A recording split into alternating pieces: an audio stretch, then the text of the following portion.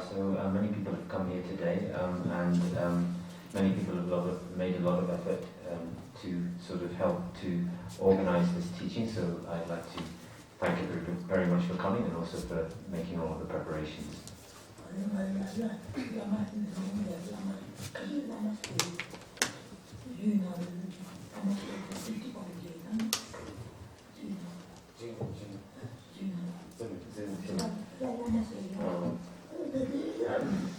So Rinpoche says he has the name of being a lama, or he has the name of being a guru or a lama, but he doesn't consider himself in that way at all.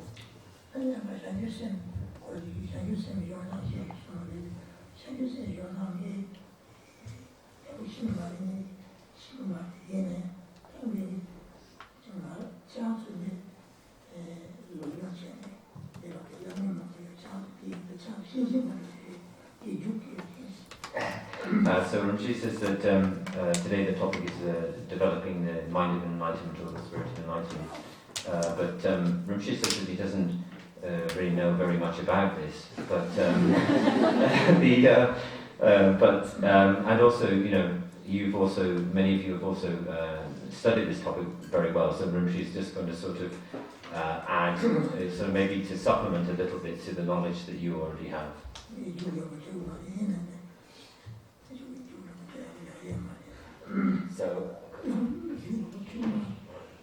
So he Rinpoche says that if he were to take an examination in Bodhicitta, I don't think he would pass the examination.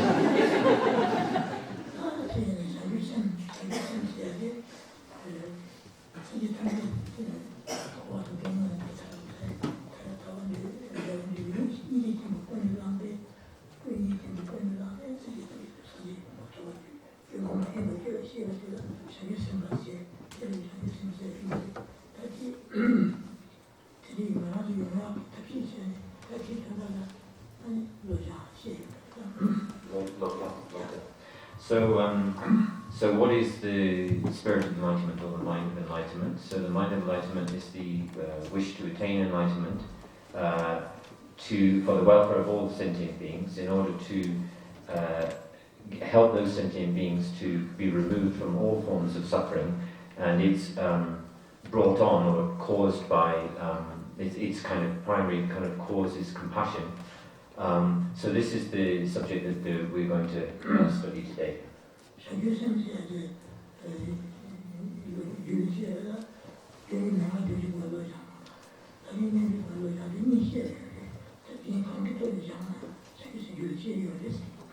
So it's said that there are two primary methods for developing the mind of enlightenment. One is called the 7-point cause and effect personal instructions, and the other one is called the equalizing and exchange of self. So Rinpoche says that there are two different methods which are taught in the text, but whichever method you use to develop the mind of enlightenment, either one will lead you to develop that mind of enlightenment.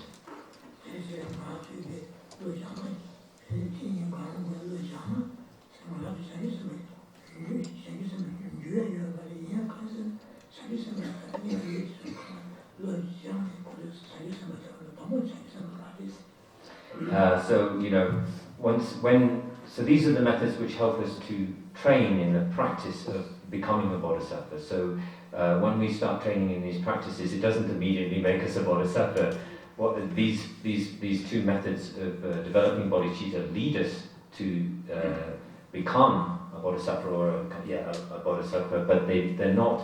When you start your training, you don't immediately become a bodhisattva. There are paths which lead you to become a bodhisattva.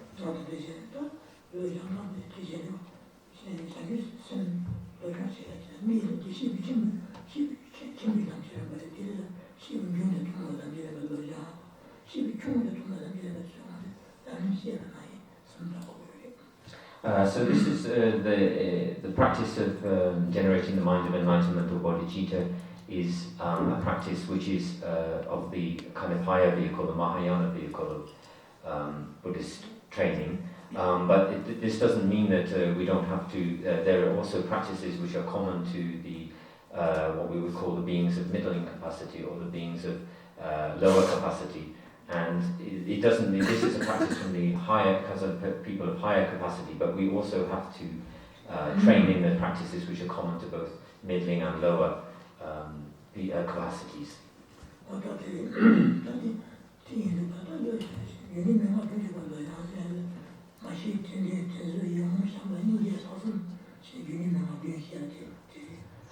So the method of generating the mind of enlightenment through what is called the 7-point cause and effecting personal instruction is the 7 points are recognizing all beings as our mothers, remembering their recognizing all beings as our mothers, remembering the kindness of our mothers, wishing to repay the kindness of our mothers, and then love, then compassion, then something which is called wholehearted resolve or something like special intent, and then the result, which is the actual mind of enlightenment or bodhicitta.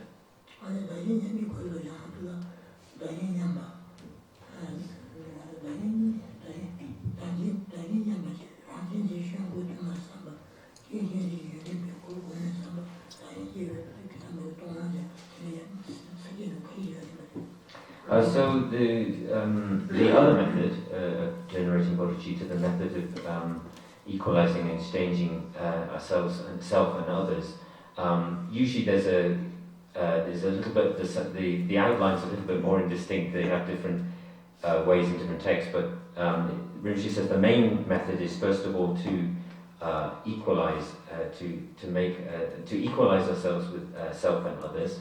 Then we meditate on through many ways we meditate on the faults of self-cherishing, and then through many sort of reasons or ways we meditate on the qualities or benefits of cherishing others, and then we do the actual kind of exchange of self and others. So,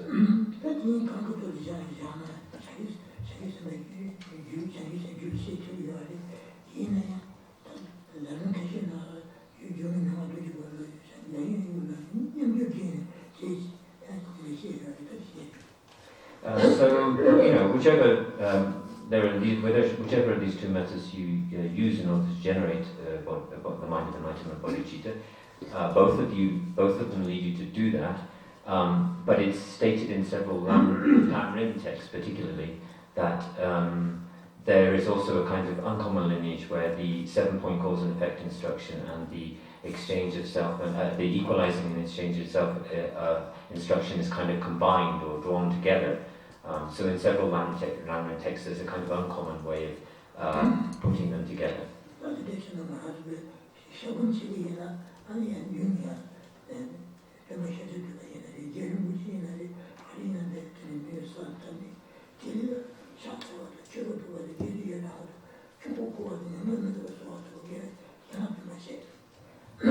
So first of all, before we begin this, we imagine the Buddha in front of us, or also Rinpoche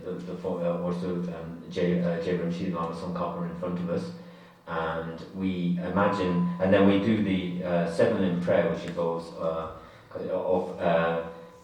making prostrations, making offerings,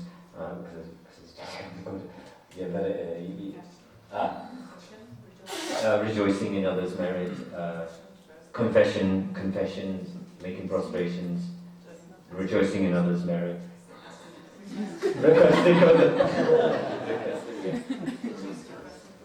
requesting the teachers to stay for a long time and not to pass into nirvana, and then making a dedication. So I didn't pass the test there.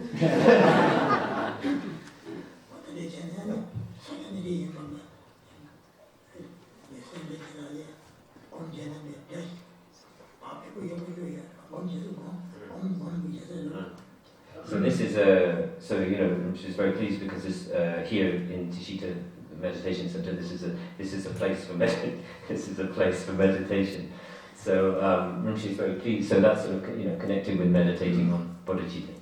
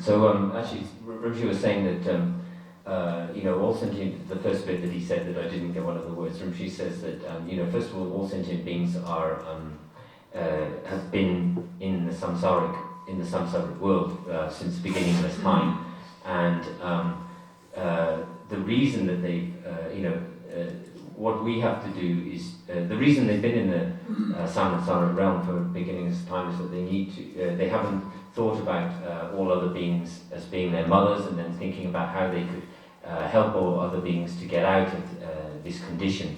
So Rinpoche says that so we imagine the Buddha or Lama Tsongkhapa in front of us, and we imagine the light coming.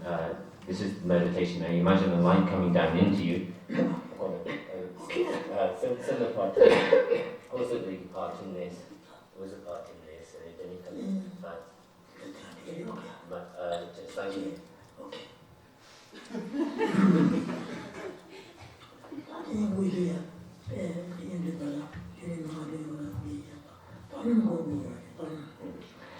So Rinpoche said before that we imagine this this kind of inspiration coming into us from the Buddha and Lama Tsongkhapa, and then this encourages us to purify all of the negativities and to develop all qualities. So after that, Rinpoche says that the beginning, the first step, is to meditate on equanimity.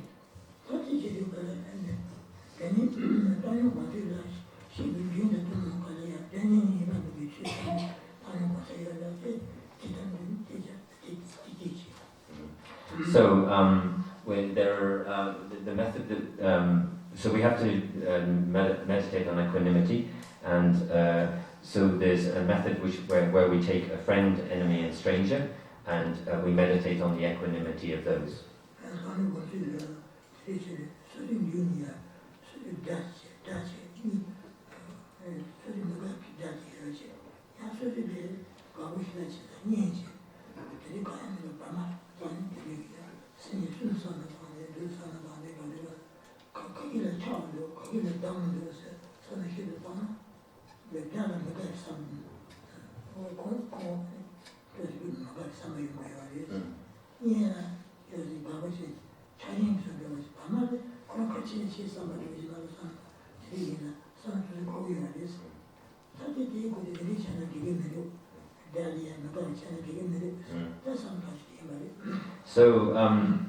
So in developing this practice of equanimity, what we have to do is, in the beginning, on the basis of a friend, enemy, and stranger, what we have to do is we imagine in front of us a person that we, a friend in the sense of someone that we like. We imagine someone that we have dislike for, which we can label as an enemy, and then we have someone that we really sort of don't very much care, a stranger, someone that we don't really have any feelings for.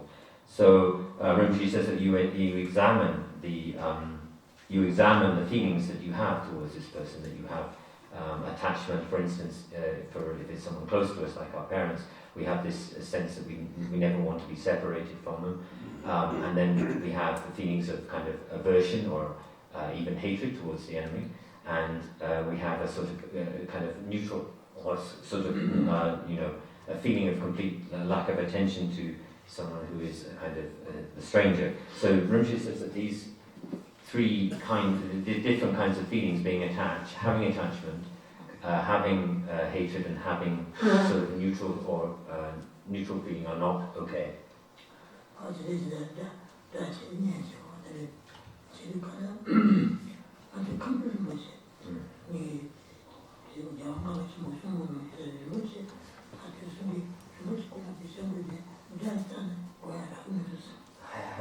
So at one point, Khyongla Rinpoche, who's a Nyingma Lama who lives near here, was giving Rinpoche some transmissions on one of the collected works of one of the Dalai Lamas, I think.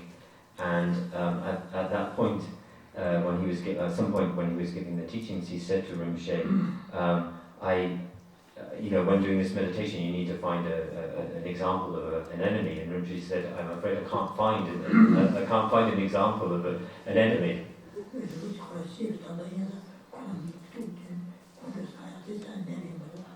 So Khyongla Rinpoche is really a kind of incredibly developed person. So he would have not had in his mind stream there wouldn't be any form of anger. So that's why he couldn't find someone to be an enemy.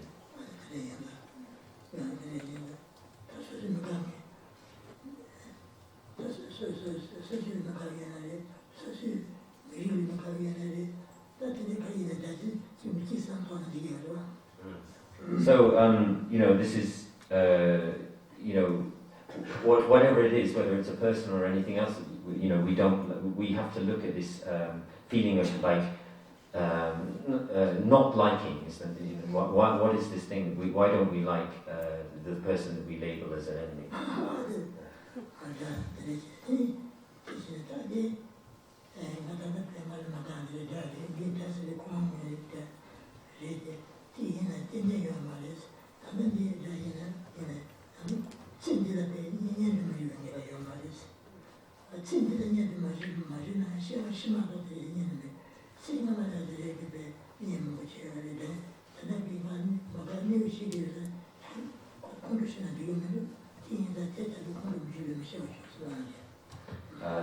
Rinpoche says that we have this person in front of us that we dislike or we have hatred for, but this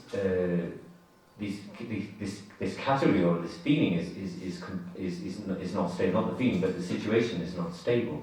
So there is no way for us to say that this person who we now view as an enemy and we dislike and view as an enemy can, even in this life, cannot turn into someone who is close to us.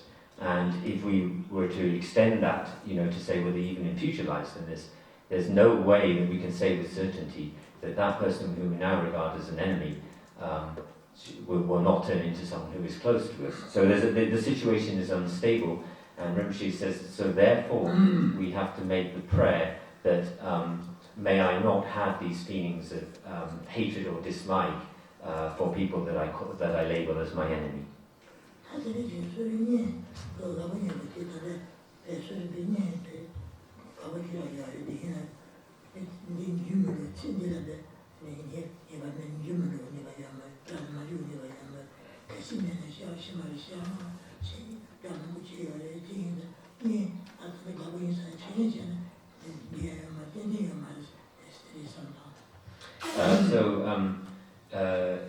Also Rinpoche mentioned that the person who is harming us, there's no guarantee that the person harming us will not turn into someone who will help us in the future. So likewise, when we take the example of someone that what we label as a friend, in that situation, they're a person who tends to do things, positive things for us.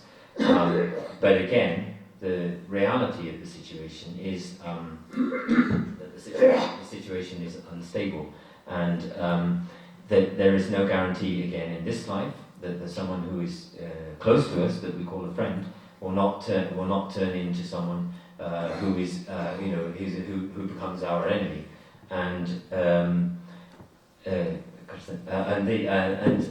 in future lives. In our future lives, there will be lots of people who will probably be our enemies. So there's no guarantee that the person we now call a friend will not turn into one of those.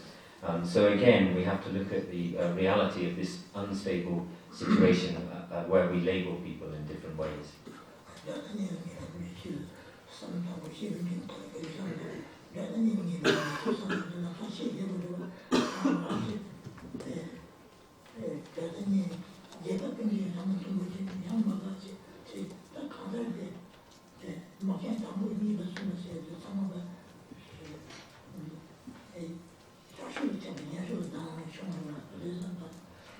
So Rinpoche says that so this is something that we really have to consider very carefully. And for instance, you can sort of find examples of this in, for instance, in the world, where the sense that we've had.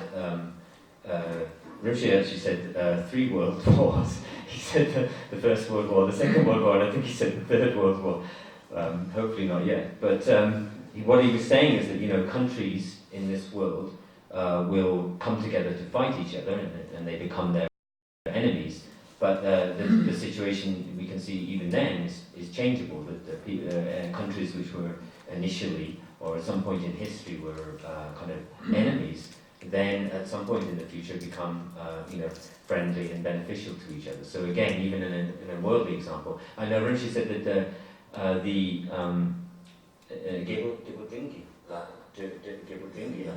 Rinpoche said that this thinking about friend, enemy, and stranger can also be considered to be a practice which is contained within the beings of a middling capacity, is what Rinpoche said.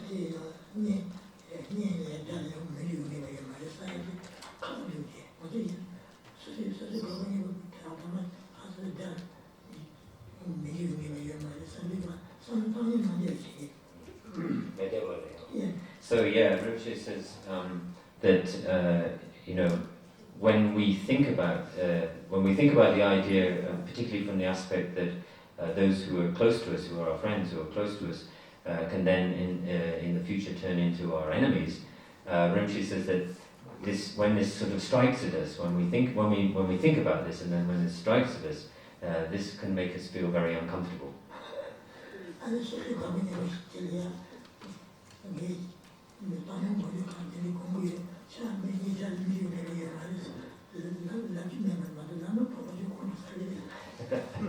Okay, so when we meditate on these three things, and we have to meditate on equanimity, then it's difficult for us to think about it's difficult to meditate on our enemies. It's difficult to meditate on the idea that the people who are our enemies will be, it's not certain that they will always be our enemies, and so this it's much easier to get angry about the situation, but it's very difficult for us to feel that those people will, especially when we're angry, to feel that those people there's no certainty they can become our close friends.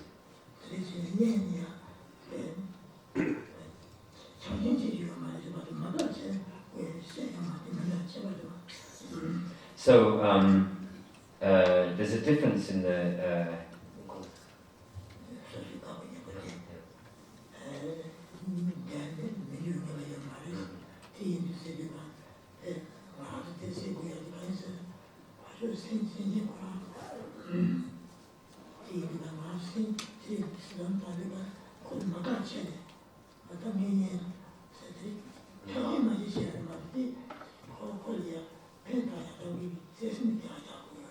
So when we look at someone who is close to us, it's very difficult to imagine that they could turn into someone that we don't like or something like that. It's hard for us to imagine, in the same way it's hard for us to imagine people who are our enemies becoming close to us. It's very hard for us to imagine those who are close to us becoming someone that we won't like in the future. So we really have to sort of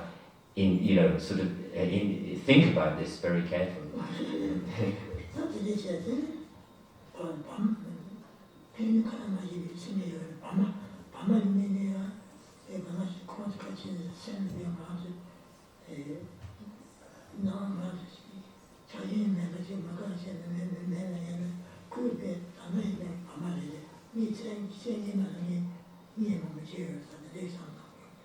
So, when we take someone that we, take some relationship in our lives, such as our parents, where we can't imagine that they would, do us any harm or be in the position of being what we consider to be an enemy, this is very difficult for us to comprehend. But Rinpoche says that the reality is that in say, previous lives. They could have been someone who could have done great harm to us just because they are someone that we feel so close to and we can't even imagine sort of having, negative, strong negative feelings for, or them harming us.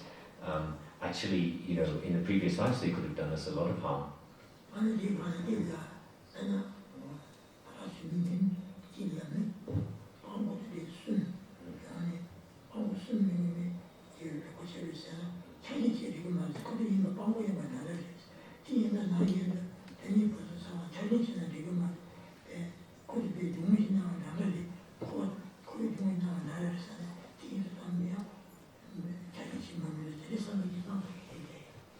So Rinpoche gives an example of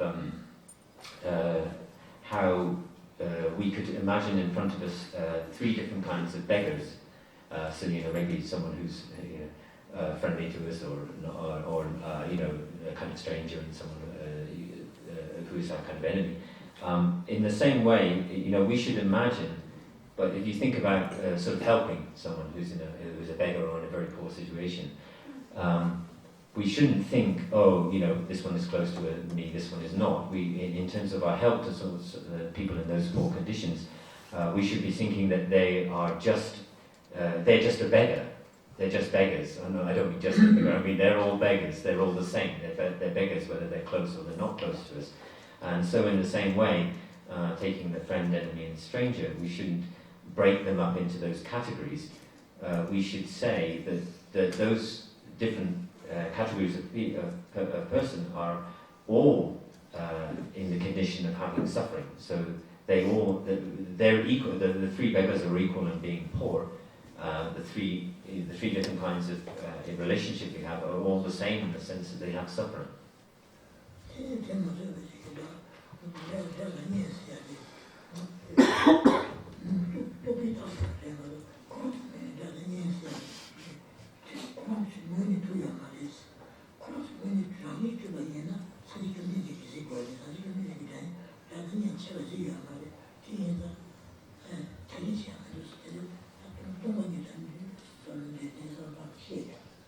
So also Rinpoche says that what we perhaps also should bring into this is the sense that those the 3 categories of people, the friend, enemy, and stranger, do not possess those qualities from their own side. They are things which we have merely with conceptual mind labelled onto them, and that if they did exist from their own side, the Buddhas would see this, and they don't see this. This is another reason why we need to really completely abandon, attachment and hatred, and the sort of neutral attachment and hatred.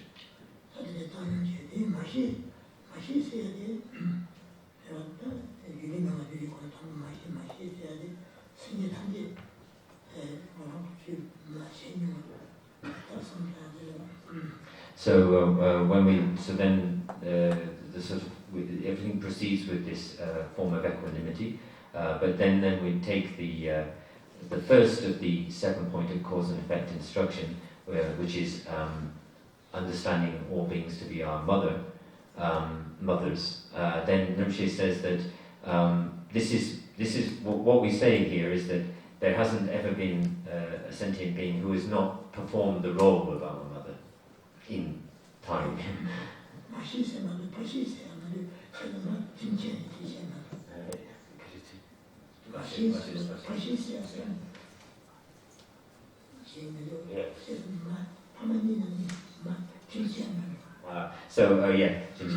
Rinpoche says, so we always say mother sentient beings, we never say father sentient beings. So does this mean that we have, when Rinpoche is wondering whether this means that we have more gratitude towards our mother? So Rinpoche is debating with me as to whether, with all of us, whether that would be the case or not. That we would have more gratitude to our mother, and that's why we say mother sentient beings and not father sentient beings.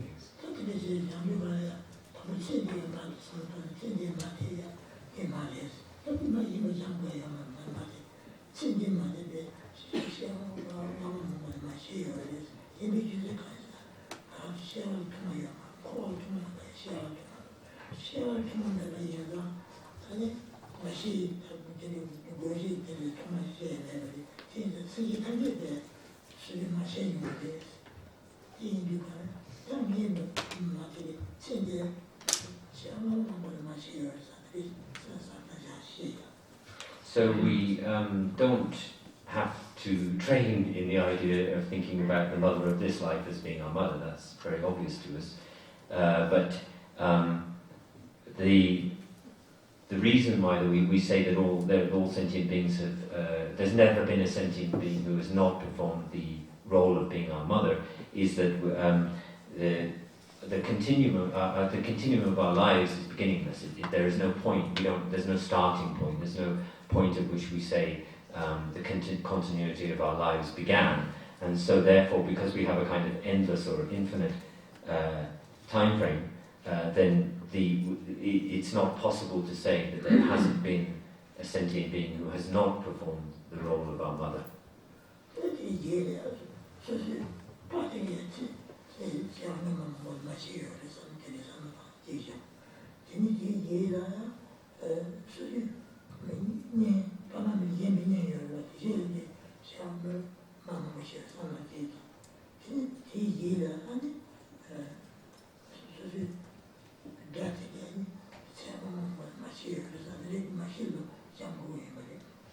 So we need to train in the way of thinking that thinks that there are people in this. There are, for instance, the enemies, the people we consider to be the enemies of this life, in many future lives would have performed the role of being our mother. So we need to think how that the person that we're immediately seeing as our enemy will have in the past performed the role of being our mother.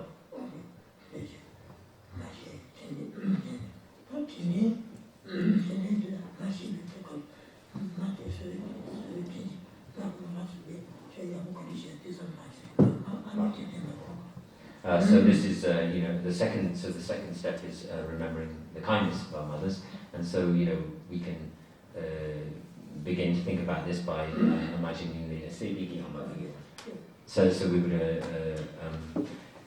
would take the mother of this life as an example. Imagine the amount of things that the kindness that they have shown to us, and then we would reflect on the fact that all beings have been our mothers, so therefore we should reflect on the kindness of all beings.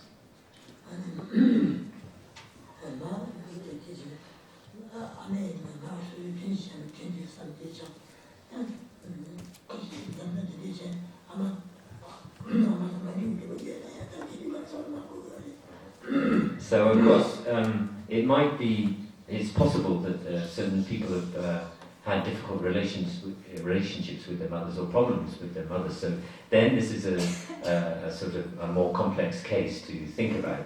But Rinpoche says in general, most mothers have performed great kindness to us. So, but there are certain cases where this might be a little bit more complex.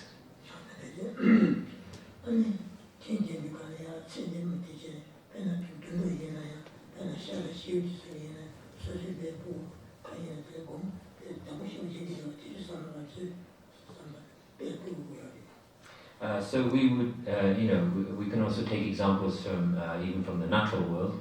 For instance, if we, the way in which mother beings have performed their kindness, and so we can take examples from the natural world. That if we watch, the small or larger birds when and the way in which they,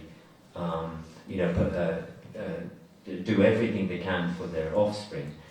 Then we can see from these kind of examples how much kindness the mothers perform for just in this kind of worldly.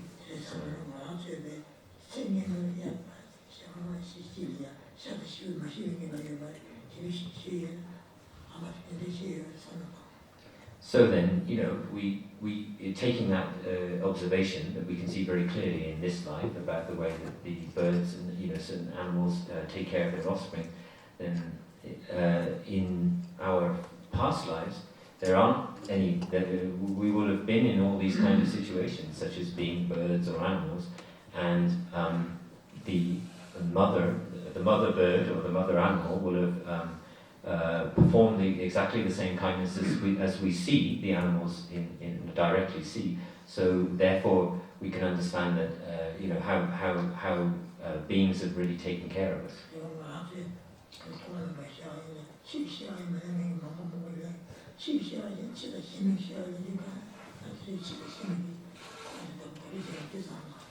And also, you can think about the dogs and the cats and how many times we've been born as a dog or a cat, and how many, and in those lives, how the mother dog or the mother, the cat would have taken care of us, and we would have been born in those situations, and we can see those directly in this world.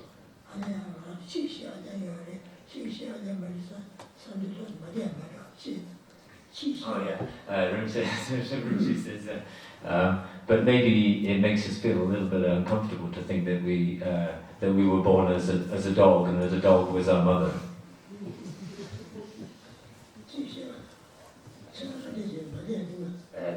Rinpoche asked me if I feel uncomfortable about the idea of having a dog as my mother. It's fine.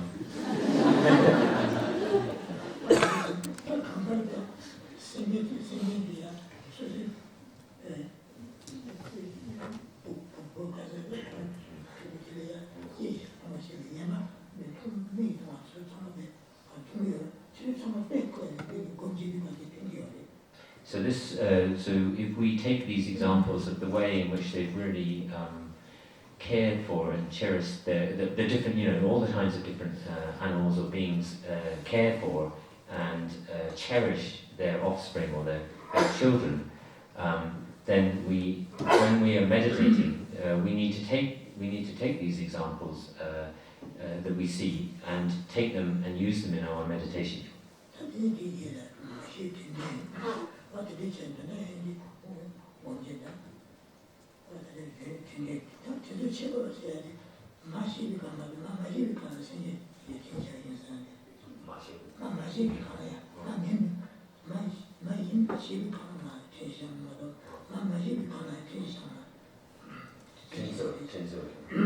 So, the third stage would be repaying the kindness, and we wouldn't, this obviously relies on us understanding that first of all that all beings are of others.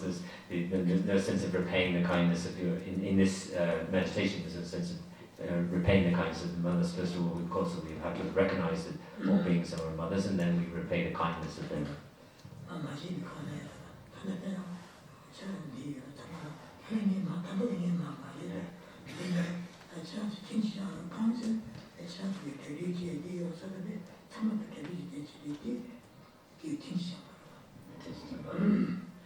Yeah, so she says that,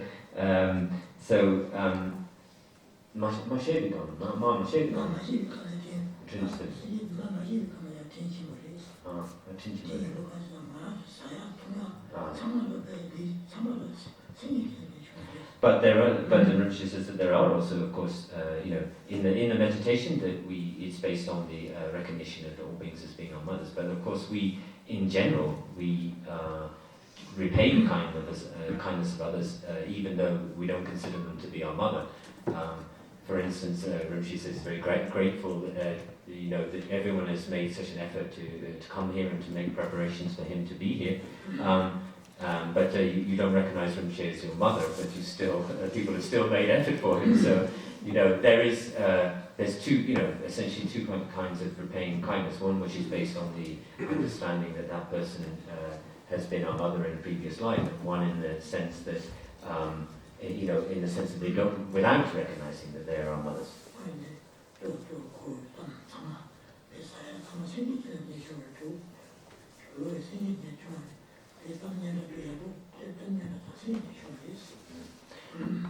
So all of the things that we have our clothes and all of our possessions and all of these things come from are created or done by other people. not done by ourselves, that things come. So we can imagine things like a lot of the things that happen to us are we can still have gratitude for them. So that's wishing to sort of having gratitude or wishing to repay kindness based without the recognition that someone is our mother.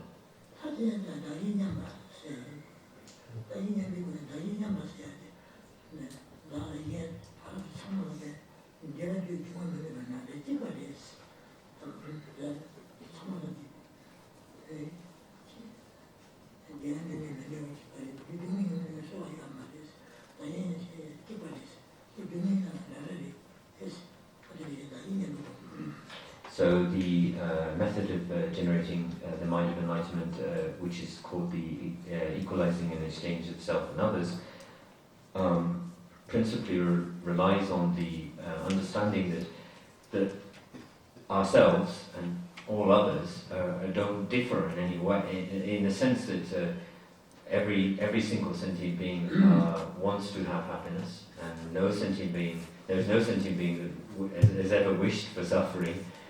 So we are completely the same in the sense that all sentient beings, ourselves and others, are completely the same in the sense that we want to have happiness, and we don't want to experience suffering.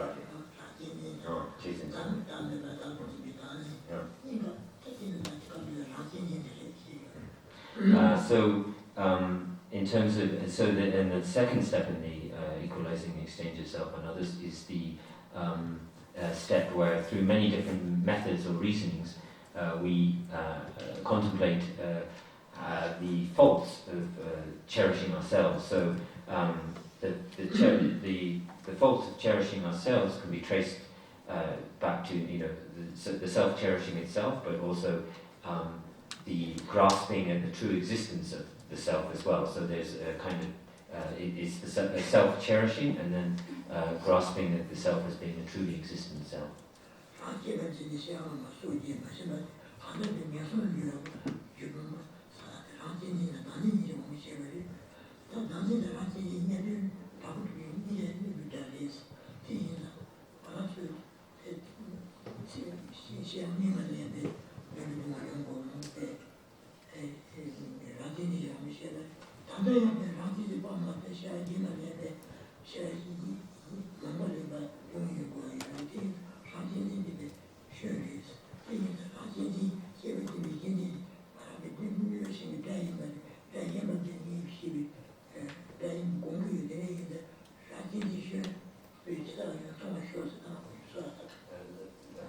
Rinpoche says that we have to meditate we make a prayer or a meditation that may be completely rid of self-cherishing and grasping at the self.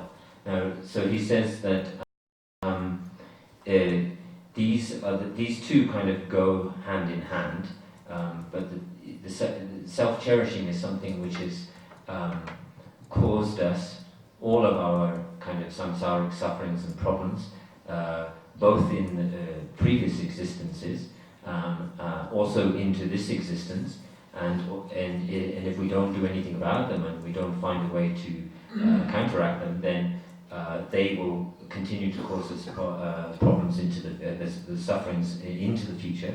And so Rinpoche says that you really have to understand that these are the real enemies, self-cherishing and the grasping at the self as being truly existent. These are the real enemies, and so you make the prayer that maybe I be free of self-cherishing, particularly of self-cherishing. May I be free of self-cherishing. So you have to make a prayer because these are the real enemies.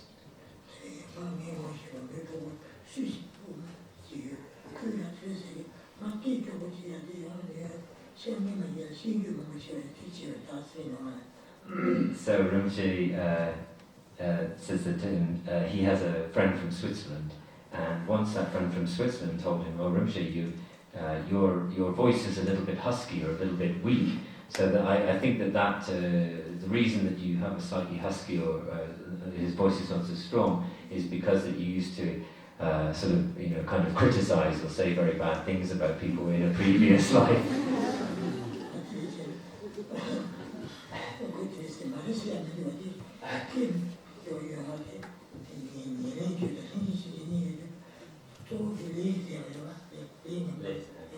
So Rinpoche says that I'm not saying that's not true. The thing, things like Rinpoche's husky voice have kind of substantial causes, and then they also have cooperative conditions in which the result arises. So Rinpoche says this is all, this is based on the events of karma, and so Rinpoche is saying, I'm not saying that's not true at all.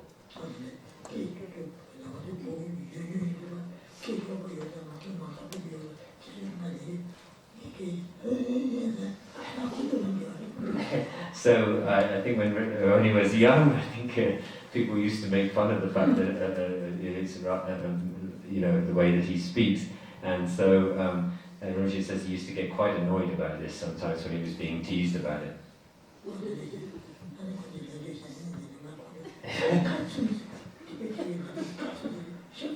Yeah. So in Tibetan we use the word katsum, which means to shut up, or to tell people. We use it as a kind of rough word to tell people to shut up. So I think Rinpoche probably used this a few times. Because they used to go like this when they were making fun of this.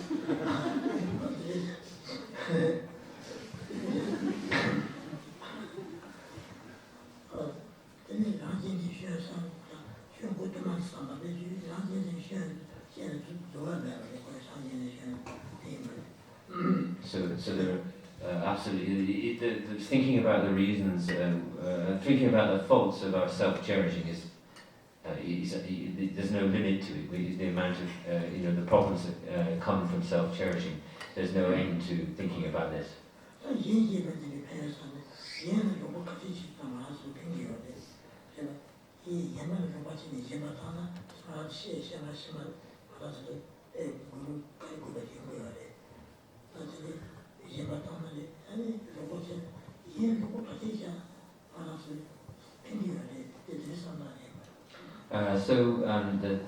The third stage would be the stage where we think about, through many kind of reasons or methods, we think about the benefits and qualities of cherishing others. And again, we could see this kind of, manifested in our own lives. When we have a few friends that we give things to or we help, we can see, the benefits. We can see the benefits of it, and I think Rinpoche also says that you can see the benefits to ourselves of, even if it's just a few people, helping them or giving them things.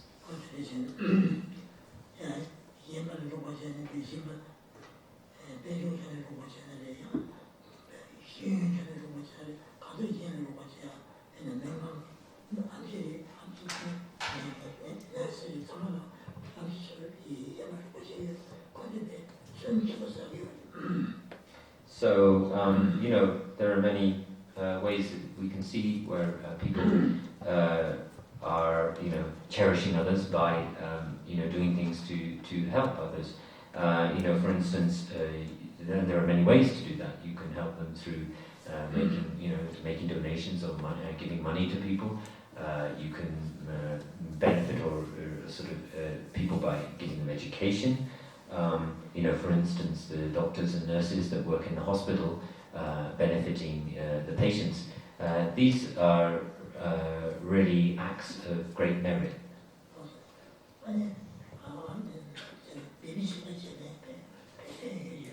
So Rinpoche says being a babysitter is of great benefit to people.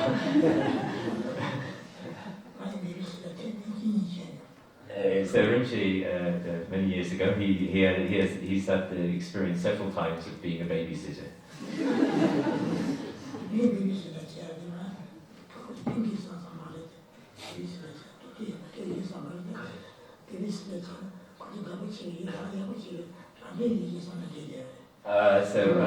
I didn't I didn't do this out of I didn't do it out of sort of benefiting the others. I did it out of my own selfish interest. I think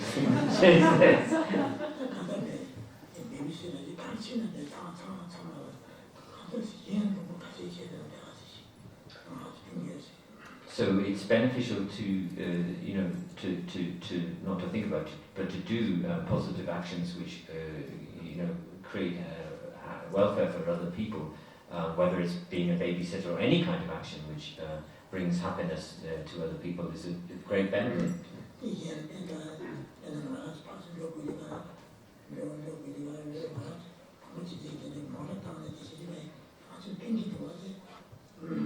So even you have to think about this in the many different ways in which people are benefited, and also that we are benefited. For instance, people who are drivers are benefiting people.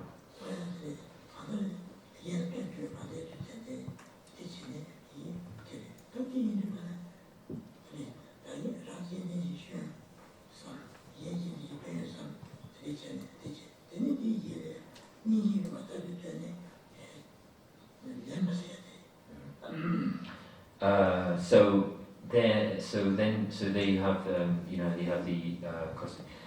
have the thought through many methods about thinking about the faults of self-cherishing. You have the contemplating the benefits of cherishing others, and then what we do is we have a practice which emphasizes compassion, which is the practice of what we call the practice of taking, which is the actual practice of contemplating the exchange of self and others. So it's a practice of it's called taking, but the practice is about compassion.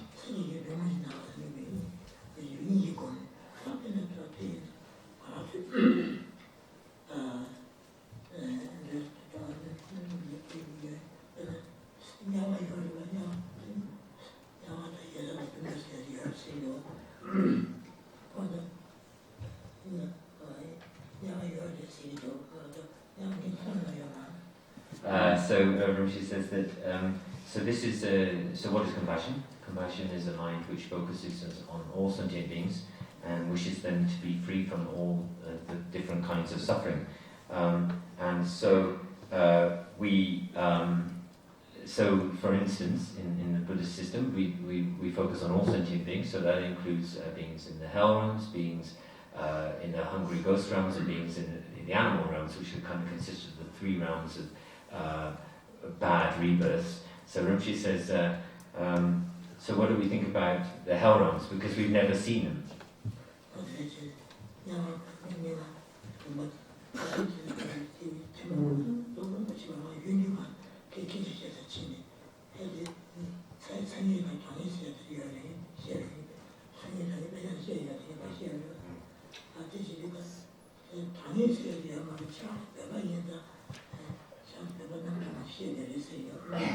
So many years ago, when he was young, Rinpoche happened to come to have a conversation with people about, particularly about the hell realms, and in the material on the hell realms, it talks about hot and cold realms, and the person said to him, no, there's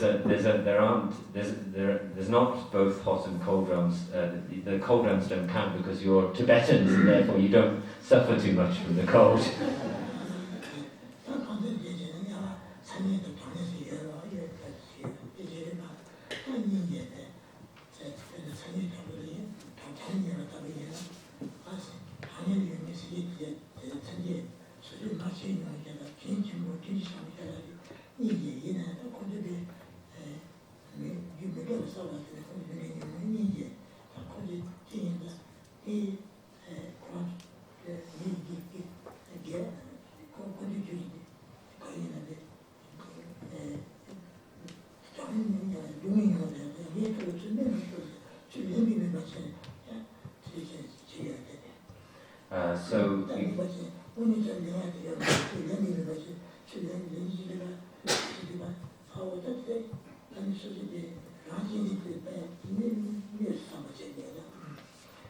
So Rinpoche says that then in thinking, so he was joking about the cold drums in Tibet, but he was saying that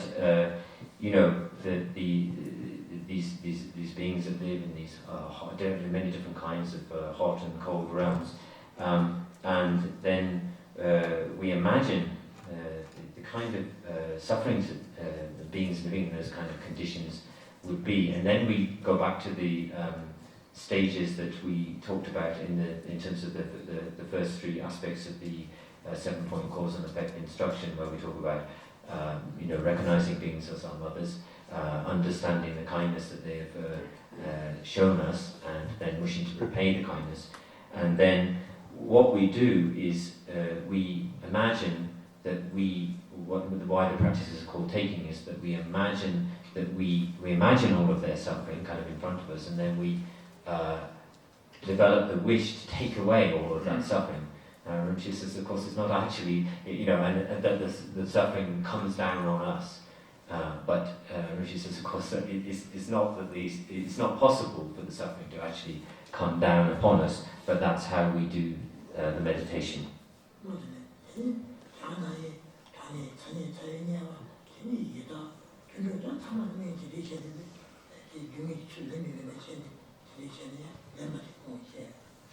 So this practice of taking is not just taking the example of the hot and cold hells, but there are all other kinds of different kinds of hell beings, and then there are beings called hungry ghosts, and also then the animals, so the beings of the three lower realms with very strong suffering.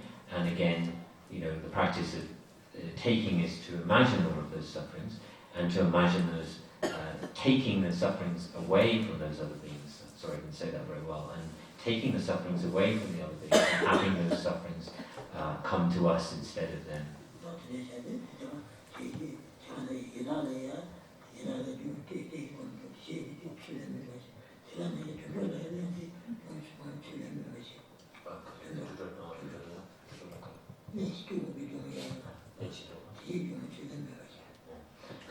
So then we, for instance, the hungry ghosts, they have the sufferings. They have the sufferings of hunger and thirst. They have these all kinds of different not being able to get what they need, so such as hunger and thirst. And the animals have sufferings such as not necessarily not being very intelligent, or also they kind of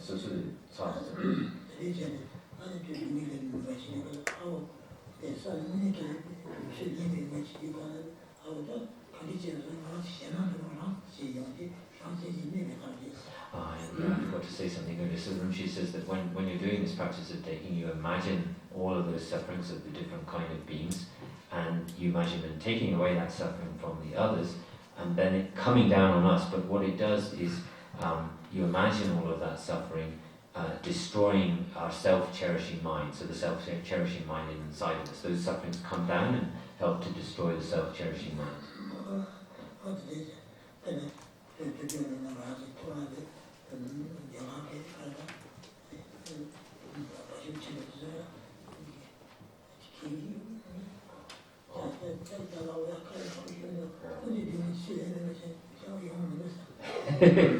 So Rinpoche says that you can imagine the animals of India, such as all the different kinds of dogs of India or something. Also the cows. I think he talks about the cow with the big hump on its back, and all the different kinds of sufferings they experience, and imagine those befalling us or coming down on us. And he says it's a bit difficult to imagine that happening sometimes.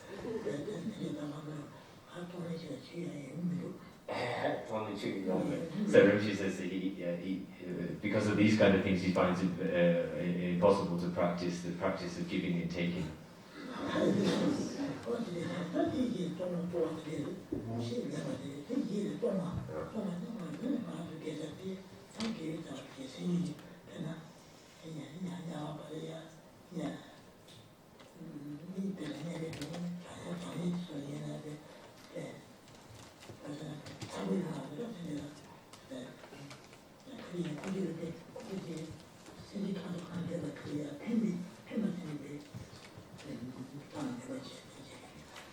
So that's the description of the practice of taking. So the other side of the practice is a practice of giving. So, for instance, so what we would, the way we do this is, for instance, to imagine if we take the example of hell beings in a hot hell, or sorry, in a cold hell. And so what we do is to, in that example, we would wish that they have heat. So basically, what we do is whatever the being would, have, whatever the wishes of the being, whatever the things that they need to make them more happy or comfortable, we would imagine giving those things to that person, to that being.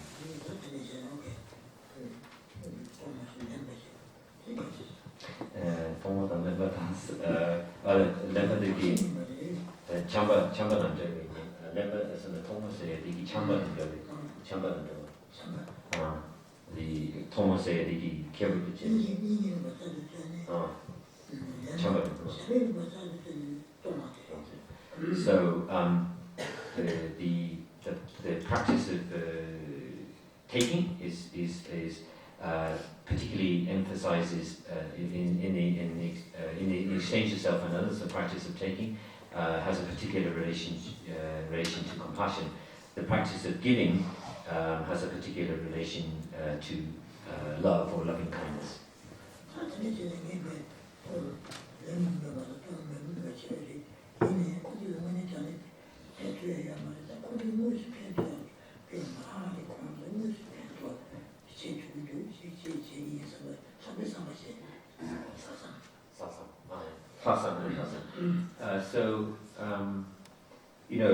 Us kind of imagining, contemplating or visualizing giving to others, taking suffering away from others and giving them happiness. It doesn't directly, these ways of thinking don't directly benefit them.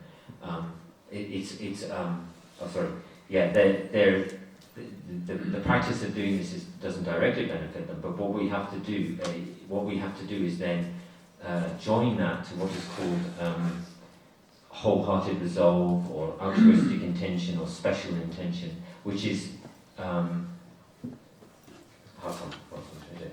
so we have to. So you have. It's not a direct benefit. But then we have the next stage of the meditation, which is this taking wholehearted resolve, taking responsibility.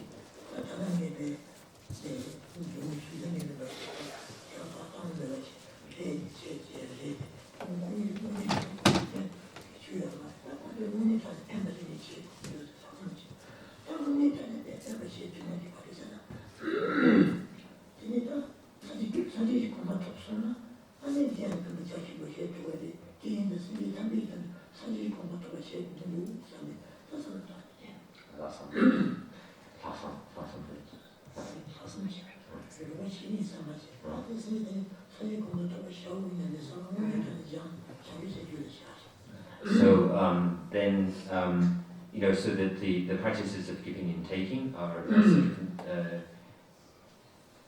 practices of training, but they don't directly help the other sentient beings. So then we have to think about how are we going to directly benefit sentient beings. So you have this mind which is taking responsibility, the special intent or wholehearted resolve, but then you have to have what am I going to do? What am I going to do about this situation? Because I need to directly benefit all the sentient beings within my mother. So the only way that we're going to be able to do that is to attain the state of complete enlightenment or Buddhahood in order to help all sentient beings. So then, from the mind, the wholehearted resolve, we then have the the actual Bodhicitta itself, which thinks that I'm going to attain complete enlightenment for the welfare of all sentient beings.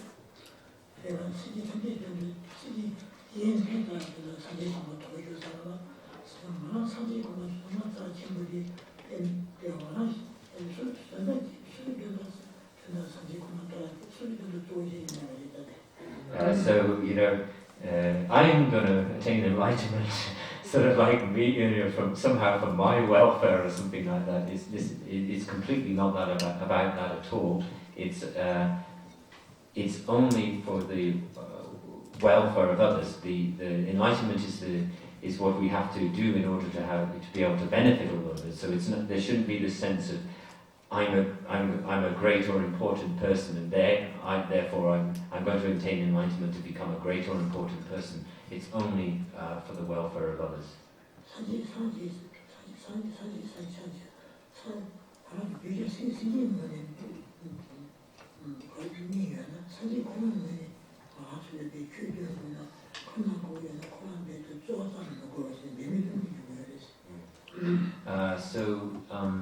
In our condition as normal sentient beings, we have to sort of make effort to work for the welfare of others. But in the completely enlightened state of the Buddha, the Buddhas perform actions for the welfare of others in a kind of completely spontaneous way, without effort.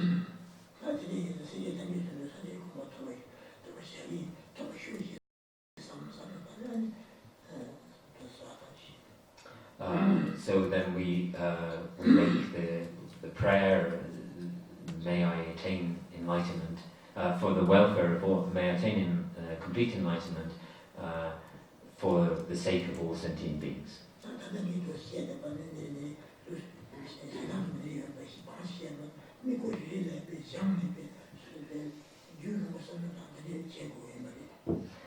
So I've given you a sort of a kind of outline of the way in which the meditation process takes place, but this has to the different stages of meditation have to be cultivated over a long period of time.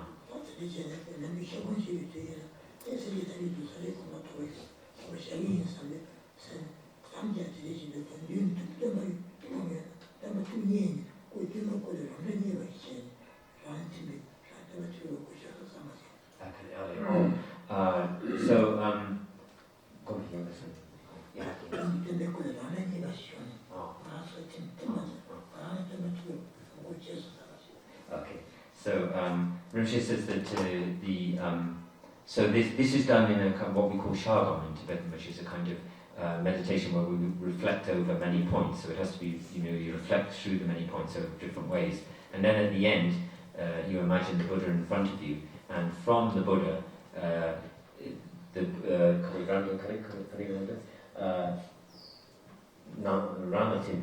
so the Buddha dissolves into us, and then at the end of the meditation the Buddha dissolves into us, and you imagine yourself becoming the Buddha.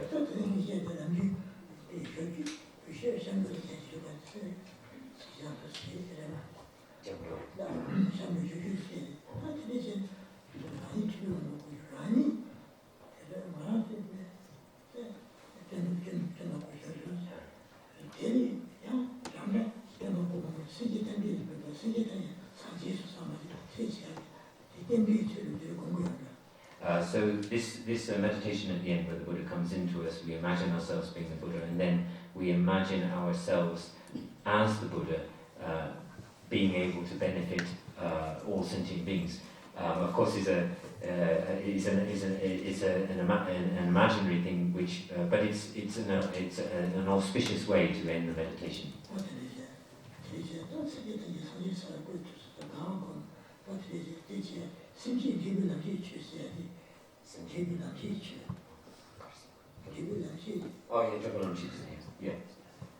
So this is a way of meditation where we take the result of the path. We take the result as the path in the meditation. So it's this method of becoming the Buddha, imagining becoming the Buddha, helping all sentient beings, and I'm sorry, I forgot to say, and then all sentient beings being placed in the state of enlightenment is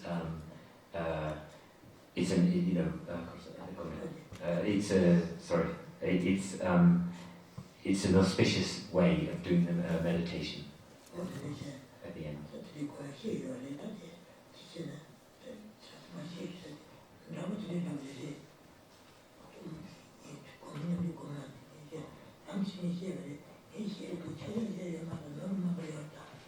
So Rinpoche says there are many explanations in the Lam Rin text, particularly about the way in which the 7-point cause-effect instruction and the exchange, equalizing and stage itself, and the instructions are brought together.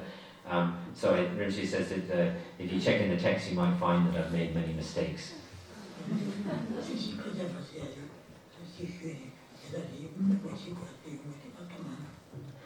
So there was a text that Rinpoche has mentioned before called the Segyam Kajama.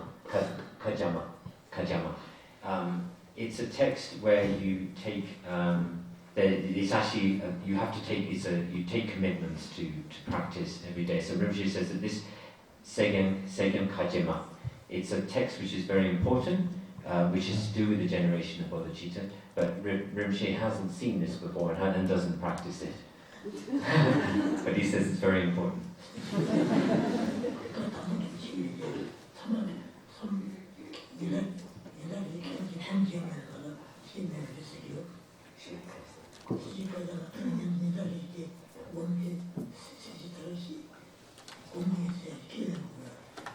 So it's a text which, whereas it's a text which requires the people who receive that text and to study that text, that they have to take various commitments which they must perform every day.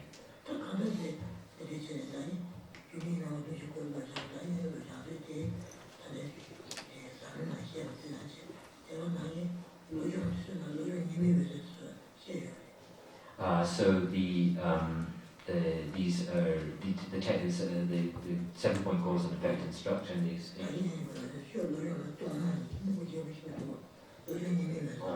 So the both two methods are mentioned in the stages of the path literature, but the Dakshinyamji, the equalizing and exchanging self and others, is mentioned very extensively in a text called the Sun Rays of Mind Training, or Mind Training Like the Rays of the Sun, I believe it's translated.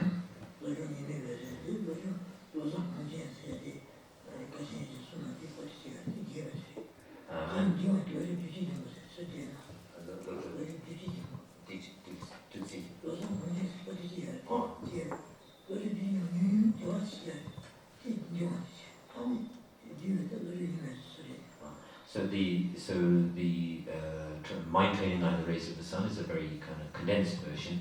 There's a very extensive, these are mind training texts in which these methods are contained. The Mind Training Like the Rays of the Sun is a very condensed version. There's a text called the Mind Training, the Ornament of the Intent, Mind Training called the Ornament of Intent, which is a very extensive version. So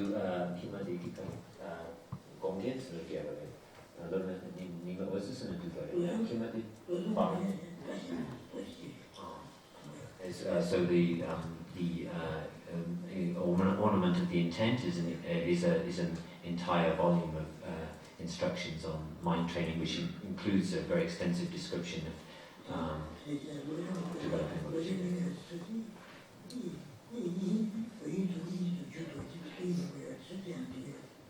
So it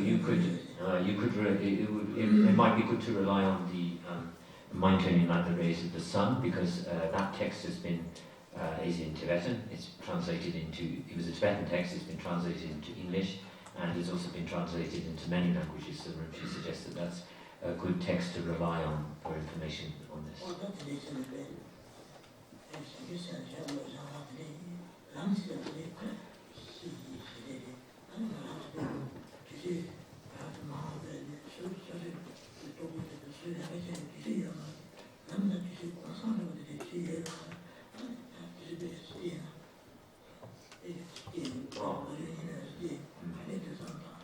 So Rinpoche says that we live very busy lives and we don't have very much time.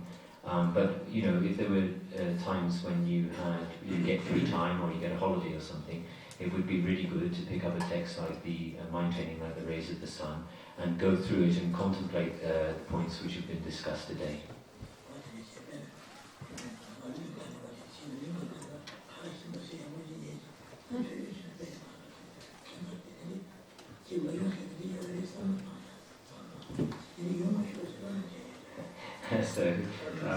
she says, for instance, if you're on a picnic and then you've completely overeaten, you've overeaten too much food at lunch and you're kind of lying down a bit kind of tired, you could still think, even if it wasn't possible to actually sit and read the text, maybe you could think, may the kind of mind training be born in my mind.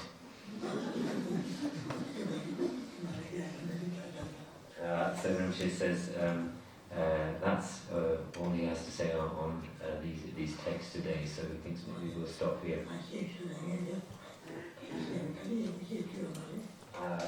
Rinpoche says he was able to explain a few things well, but some of the things he wasn't able to explain very well.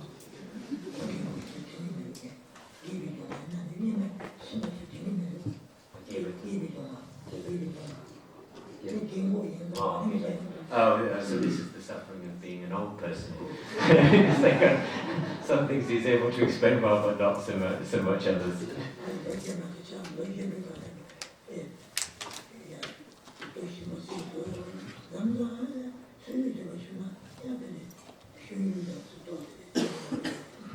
So she says, but you're all, I'm an old person, but you're all young people. So, you have lots of things that you do when you're young, but, occasionally it might be nice to pick up a book like the Bodhisattva's Way of Life and have a read of that. Then Rinpoche says, thank you very much for listening.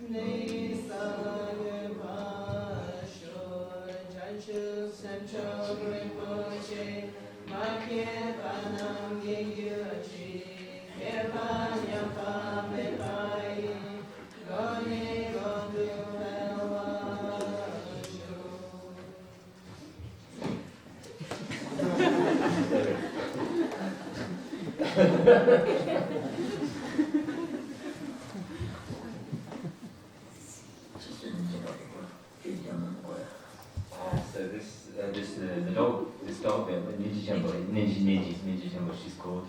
She has very great merit because she's been able to listen to many Dharma teachings.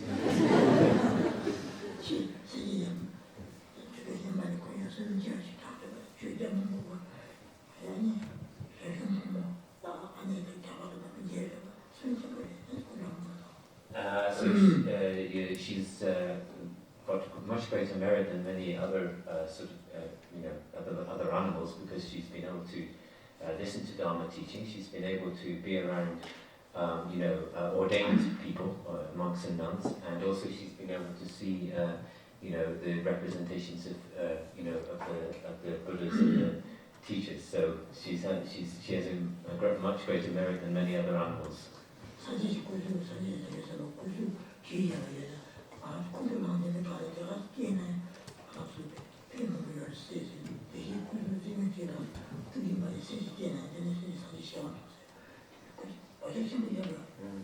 she has a very great imprints. We call them imprints, to sort of to be able to have this situation, and she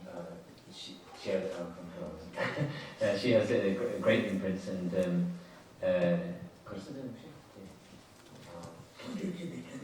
to see, just to